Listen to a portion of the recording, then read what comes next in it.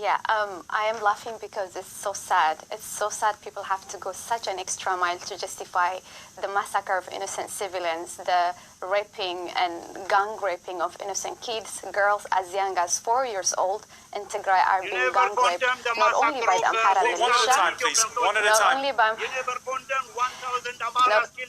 Not only by Amhara militias, years old in Tigray are being gang raped, not only by the Amhara militia, one at a time, please. One at a time.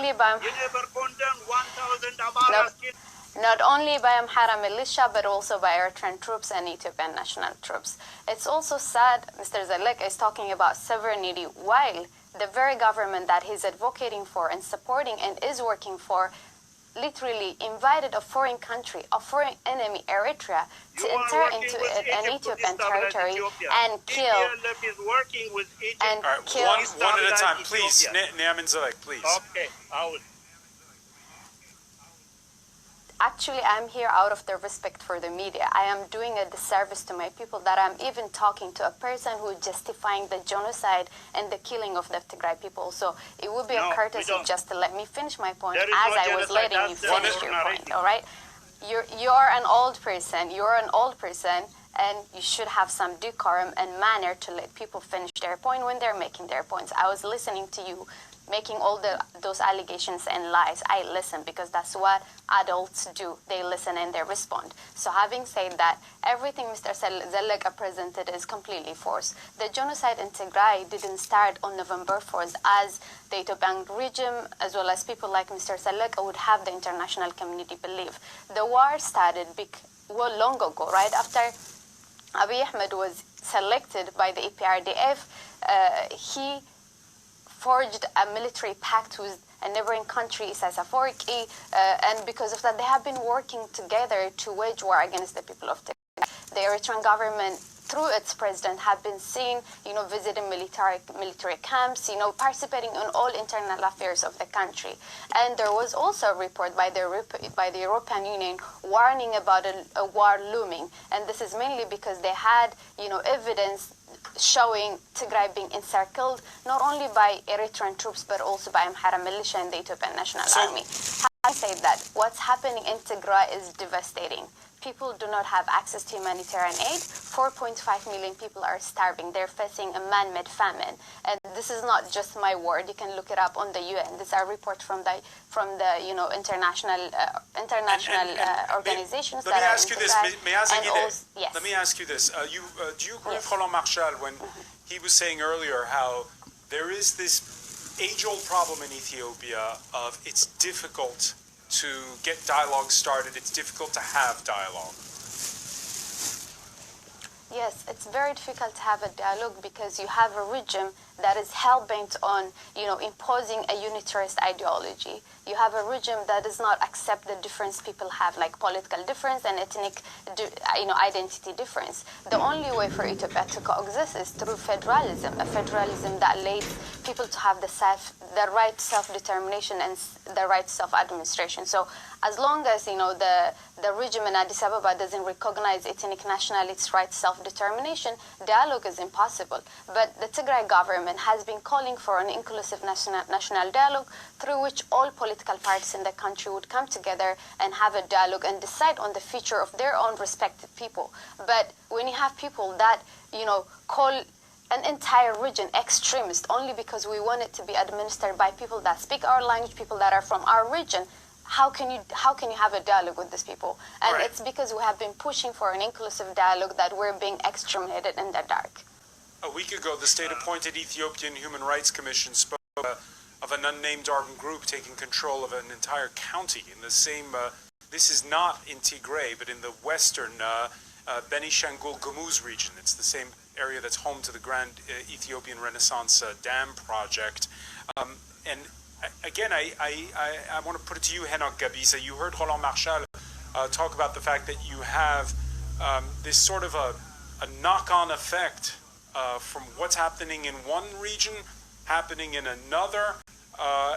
At this point in time, how do you get everybody around the table? This is actually the chance of bringing everybody back to the drawing board again is already a gone opportunity from what I see. The ship has already sailed a day or two ago because obviously the Prime Minister and his administration had decided to label and brand the Tigray Defense Force and the Oromo Liberation Army as terrorist groups. So once you make that legal naming, it'll be difficult to sit down at the table. So that's going to be a tough uphill battle. That has to be known. To your question about the chance of dialogue, national dialogue, the Prime Minister himself had decided to just move away from that dialogue. Number two, I have been really listening to a very painful narrative from our brother Naaman about some of the points with regard to the Amara militia and related things. If you allow me to say a quick word about that. First of all, the war in Tigray did not start on November 4. This is a war that has been in the making for the last 2 years. The ideological battle started already in other regions, and Abiy himself was preparing, planning, coordinating, and mobilizing his forces from inside and from outside. And he was looking for the right and appropriate time. He was looking for the right immediate cause, which himself was part of.